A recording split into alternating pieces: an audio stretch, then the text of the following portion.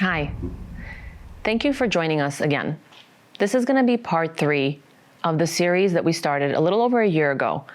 And the series in turn is discussing the hugest epidemic that our community currently is facing, and that is the drug epidemic. Now, we've had 2 different point of views so far that have came and joined us in this studio, and both point of views were from the point of view of the addict. Now, thankfully, we haven't had a lot of news about this in the community. And while that is great, the problem is still rampant. There are a lot of families currently that are struggling, whether somebody is in active addiction or somebody is a spouse of someone in active addiction, or people that are just trying to stay and recover, as this is a lifelong battle. Today's guest is going to be an anonymous speaker. It is the wife of someone who has struggled with opioid addiction for quite some time. She comes here to share her point of view and her story in the hopes of helping other families understand that you should not give up. However, she's also here to not sugarcoat how extensively brutal and painful this has been on her family. The point of this interview series really was to raise awareness, but it turned into something a little bit more. After we aired the first interview, we've had a lot of parents that explained to us that they sat down and they aired these interviews and watched them with their children. We can't tell you the influx of how many messages we've gotten, how many people we were able to refer out to a rehabilitation facility, how many people have inquired about therapy. The point of this interview, as well as any other interviews that we will be doing going forward, is to help our community, not to pass judgment on it, not to put anyone down, and not to hurt anybody's feelings. We're doing this for the sake of our children, but we're also doing it to keep it real so that the community understands that this is still a very big problem. And one of the ways to battle this problem is to talk about it. I bring to you today interview number 3 with our third guest. We're going to call her Jane Doe in the event that I do have to address her. And she's here today to share her struggles and her personal life story. Welcome. Hi. We're going to jump right into it. Tell me why you wanted to do an interview about this. I wanted to give my perspective on this. I think a lot of families, parents, spouses are in denial that this could happen to their son, to their husband, to their brother. I definitely faced that. I was like, no way that this could happen to my husband. And if only I had someone that I could have spoken to back then. So I feel like I just want to share like my experience, and maybe people can look out for things that are maybe happening in their household. And just to bring awareness to it. How many years ago did you say this whole thing started? Was it while you were already married, or was it when you were dating? No, this happened after we were married for several years, and we already had kids. So you already had children. Now, did he come to you and tell you like, hey, listen, I'm in trouble? Or is this something that you kind of... Oh, absolutely not. No addict will ever say, hey, I need help. They cover it up as much as possible. They start with, the lying, just high on weed, or just tired, the eyes are red. It starts with like BS lies like that. And then I kept catching on, like I was like obviously in denial, naive to this. I was like, oh no, this can't be my husband. And then when things wouldn't add up, I was like, all right, we have a problem here. And that's when I understood like my husband has an addiction. Now, your story is really interesting to me personally because you shared with me before that you didn't have the support that you needed when you confronted family members and you came and said like, hey, listen, there's a big problem that we need to fix together. What was the initial reaction? So as any parent, I reached out to his parents. They were in denial. They're like, no, this is not our son. He is an amazing person. He has a big heart. He has a family. He has kids. There's no way like he would be using. That kind of only happens to like guys who have nothing going for them. And it was hard. I was alone. I really didn't know who to turn to. Thankfully, my family was there. They believed me, and they brought it up to his parents' attention. And then that's when we kind of got the ball rolling and getting him help. Now, you've shared with me that he did go to rehab and clean his act up. He went, right? Mm-hmm. What happened after that? Would you say that you saw an immediate change in his behavior, or did things kind of crawl back to where they went? It's good for like the first few weeks. He's clean, he's happy, he's doing what he's supposed to, doing the steps, going to meetings. And then after a few weeks, when you're back into society and all your surroundings, it kind of goes back to the same habits. And we had this happen multiple times where he's relapsed. It's not a one and done thing. I mean, I wish it was, but that's just not how it is. So he's been to rehab more than once? Multiple times, yes. And you stood by him every time? I mean, it was hard. We've separated several times in the years of the addiction. Understandably. It took a really big toll on our marriage. But yeah, ultimately, I stood there right by him, trying to get him the help that he needed. What would you say to somebody that is currently facing that exact situation? They're the wife of someone who was in active addiction or is in active addiction, not seeking treatment, and they feel very helpless. They want to help that person, but that person is not doing what they're supposed to do. What would be your advice to that person listening right now? Well, first off, if you don't know for sure and you have like a gut instinct that something is wrong, most likely it is. Women are very intuitive, and just go with your gut. There are a lot of people in this community, just like as yourself, who I reached out to you before. I said, who can I speak to? How can I do this? So you guided me in the right way to get the help from my husband. So there are people that they can contact, speak to get the necessary help that they need for their loved one. Okay, and so it's not completely hopeless, right? No. And if you work the steps, it works. Absolutely. But if you stop, it doesn't work. Right. And it's the same cycle that you've been in already, unfortunately, several times. Yeah, this is going to be a lifelong battle for us, unfortunately. We're always scared, when is the next ball going to drop, God forbid. I mean, thankfully, he's been doing good. He's been clean. This is the longest he has been clean. How long has he been clean? Over a year now. That's good. I mean, that's amazing. Yeah. We take it day by day and just be there for him. As a family, my in-laws, my family, friends, we're all there for his sobriety. Now, I hear you talking, and I hear you only talking about him. How has this impacted you? What has this done for your self-esteem? What has it done for your mental health, for your anxiety? What has that really done for you? And you can be as honest as you want to be, but I'm certain that you have been put through hell and back dealing with this. What has this done to you? I don't think I really knew what anxiety was before this issue came up. It broke me in all aspects of my life. It broke me, but I had kids that needed me. I had a husband who needed me.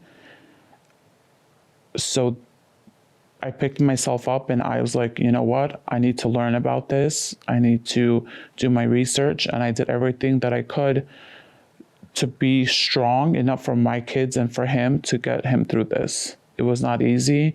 It's still a battle that I have today. I seek therapy for myself, for my mental health. And we just take it one day at a time. What did it do to the trust between the both of you? Oh, it shattered. The trust was no longer there. It's still something that we're rebuilding as a married couple, and just keep moving forward. What about your family? How do they view him differently now? I'm sure they're supportive. Clearly, you're still together, but do they view him differently? Do you feel like everything is kind of like different now, irreparable? Or do you feel like you finally are kind of going back to the way things were? Or are you two different people? What would you say? Where do you fall in those categories? obviously, we out of all this, we did become two different people. But thankfully, my parents, they love him as a son. They understand this is not something that you just decide like, oh, hey, I'm going to be a drug addict. No, that's not how it happens. They understand that this is an illness. And they stand by us and continue to help us with whatever we need for him to stay clean. So this takes a village. This is your family, his family, absolutely. your friends, you. I mean, this is something that, everybody and Siblings, my siblings, his siblings, it really is. It really is. It's not, you can't do this on your own. As a wife, you cannot. I reached out to multiple people for help. You seek help for yourself, not only for the addict, but for yourself. You can't do this alone. Absolutely not. Or else you will break in the process. I mean, you're doing everything right. You guys are doing the therapy. You're doing everything together, one day at a time. You're showing support, but it's still a battle to fight. Yeah. And I think this is a battle we're going to be fighting till the end of it, yeah. It's an illness that many people don't understand, that this is not something that they choose. It sometimes starts that way. It starts recreational. They want to, hang out at the club. From the stories that people share to me, they tell me that it can start in all kinds of ways, whether they start out with pain. I know a lot of people, if they're doing a job, like a lot of barbers for some reason are impacted by this. A lot of the overdose victims, unfortunately, were barbers. And when talking to people, I understand that it happens in places where, you feel pain, whether you're standing all day. I know some musicians that have messed around with this stuff because of just the lifestyle. And it boggles my mind that we know how bad this is, and the youth knows how bad this is. And somebody that even can have children can still go ahead and kick the bucket and make a mistake. But I applaud you and your family and your friends and everybody, because it wasn't a one-time thing. You didn't go to rehab the one time and come out and like, okay, everything is great. This is something you guys are consistently following up with, trying to make the moves to make sure that he stays on his, this is really complex. Like from everything that me and you spoke about that before that we can't really share here, right. There's a lot that goes into trying to not only help that person, to keep them alive, essentially, basically. 100%. Do you feel like he could be doing more? That I could be doing more to help. That he could be doing more. Do you feel like he could be doing more? Yeah, absolutely. There's so much to learn and get more help and then work the steps, basically. Yes, definitely. Because from what I understand is it works really well for a small period of time, but then it kind of goes back. Right. And then you're sitting there in a period of fear because you're kind of waiting for the ball to drop, essentially. Right. It's almost like you're negatively manifesting it because you expect it. Right. And that cannot be easy to live with. You're probably Absolutely not. anxious all the time. More or less, for sure. I mean, like I said, I've been seeking therapy for that. That definitely helps. But this is the longest he has been clean, so I'm very hopeful that he will remain clean. And I tell him any moment, without judgment, if you think that you need to use, you need to speak up and not be scared. I said, this is where we can help you before it gets that bad.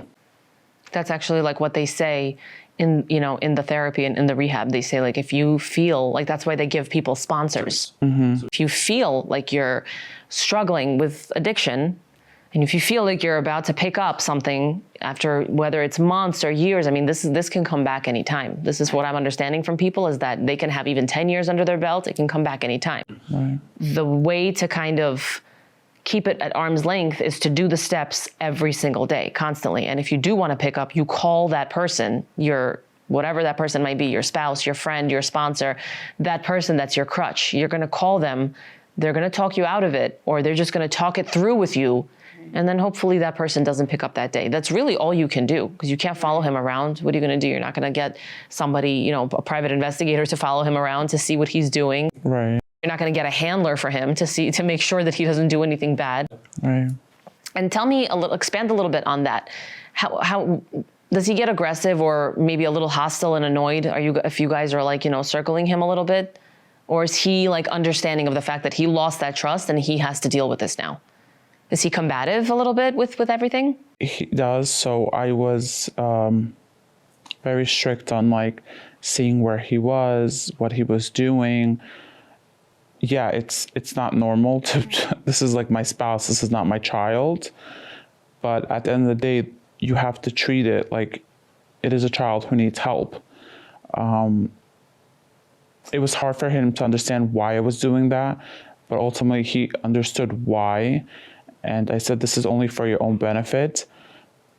But slowly he gave me the trust a little bit that, he tells me the truth, where he's going, who he's going with, and I would slowly back up. And that's what I have done. Now that your children are getting older, do you feel yourself ever sharing this with them? Maybe when they're a little bit older. Yeah, not like small children. I mean, like when they're going to be growing up. Right. And how does he feel about that? Does he feel like he would ever at some point in time tell them about this? Or is this something that he's kind of, I wouldn't say ashamed of, but, like he'd rather not mention it to them? We kind of spoke about it, but not in depth. We want it to be a learning process for our kids. I think parents are talking to their kids about drug addiction more now than ever, especially teenagers, because this is when, they get with some friends and, start doing this stuff. So I think it's good just to be informative, to tell our kids what this is. And there's nothing to be ashamed of to say that this is what you went through. And maybe as the kids, obviously not when they're little, like I'm saying like 14, 15, 16, where they kind of understand the concept. They're like, okay, well, my father went through this. Maybe this is something that I should do. And I guess a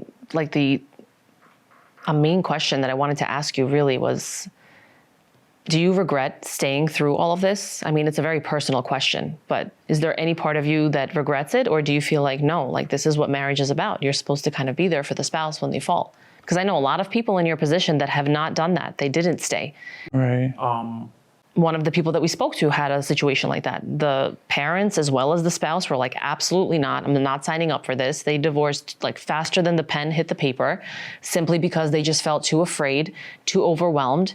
And the only reason I ask you this is because there's a lot of people that are watching that I know have an active problem at home, and they feel like it's just a lost cause. That there's no way that you're being able to fix this, whether it's a man or a woman, because both sexes are heavily impacted. It doesn't discriminate. It does not discriminate. Despite what the community thinks, a lot of girls are in trouble as well, young girls. Right. And, do you regret that, or do you feel like, no, this is what, the family is supposed to be?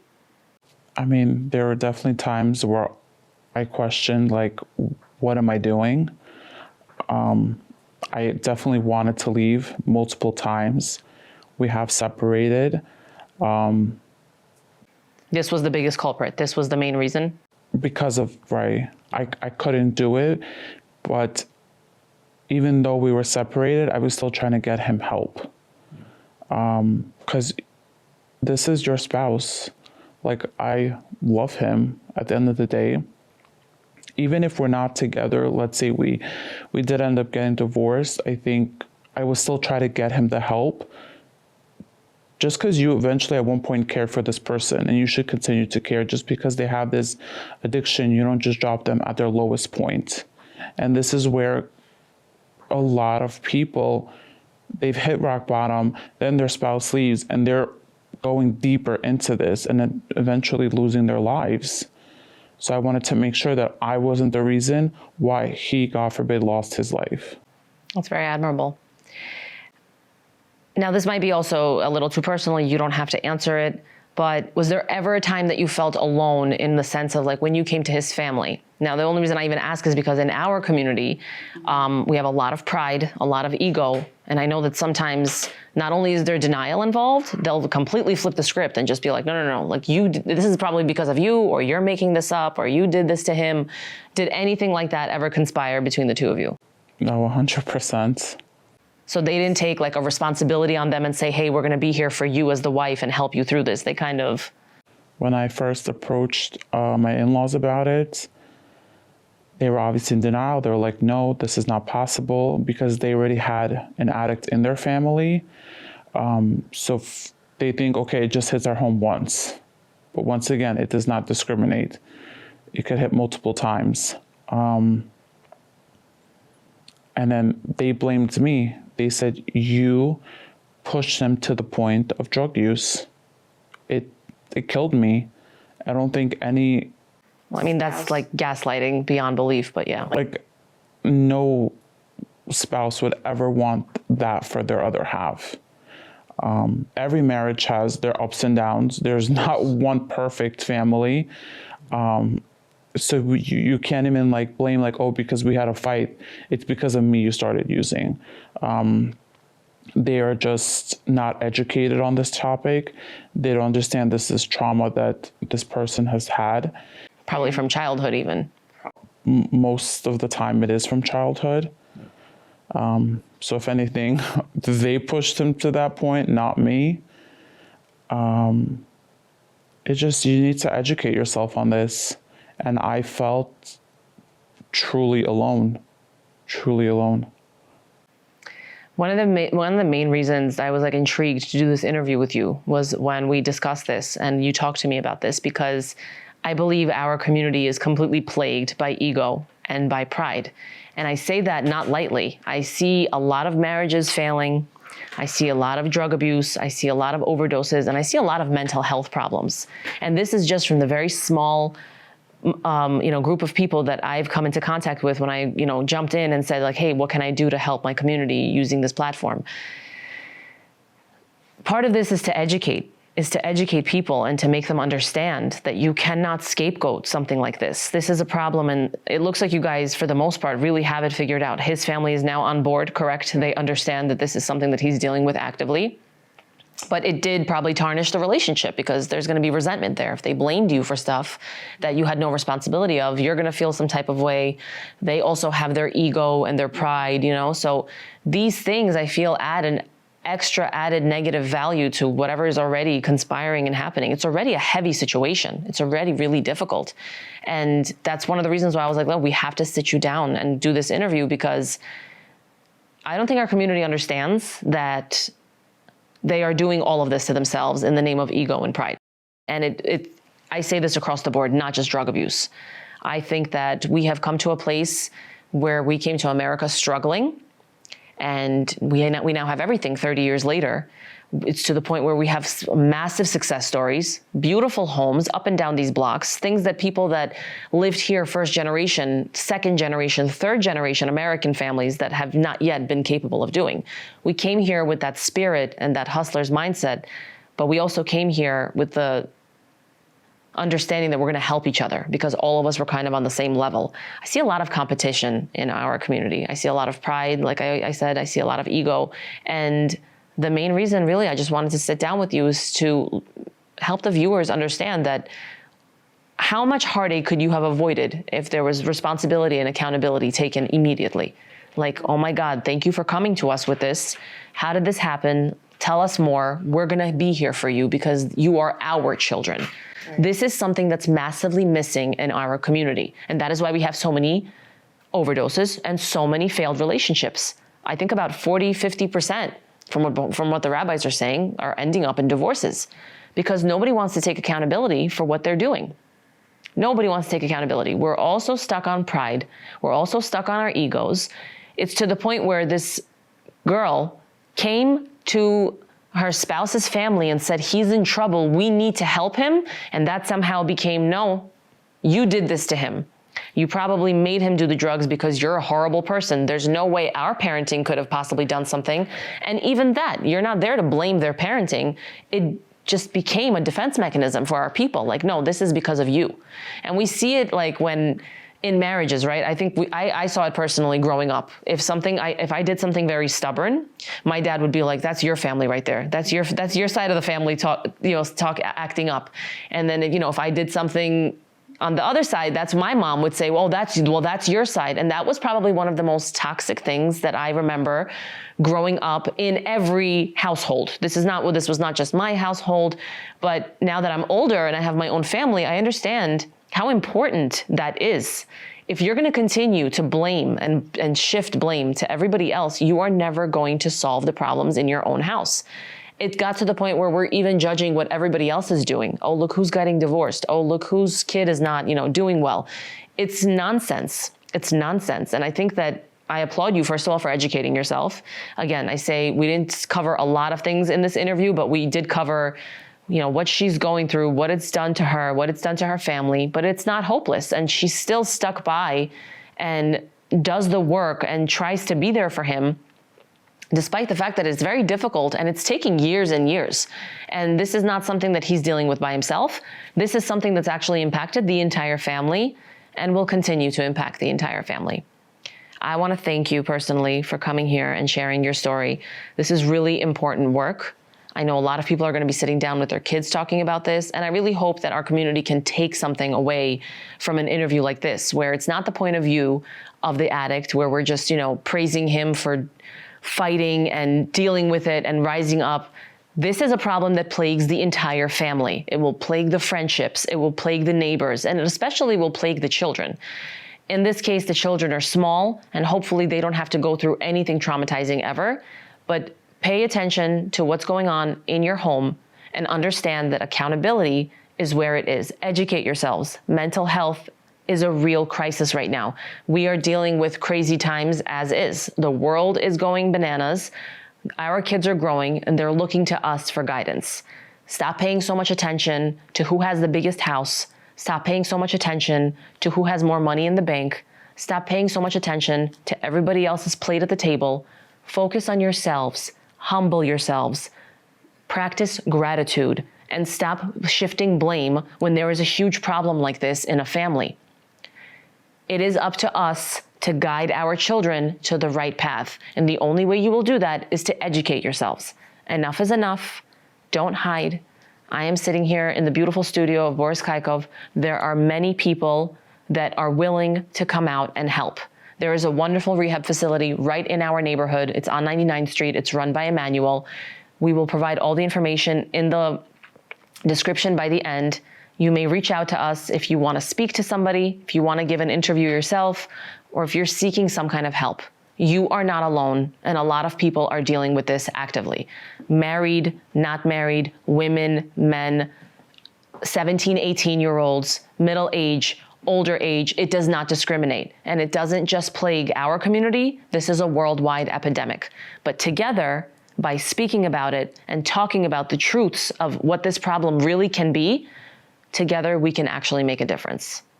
Thank you to the family of Boris Kaikov for letting us use this wonderful studio, for helping me spread this incredible message. And thank you to our interviewee. I really appreciate you coming here.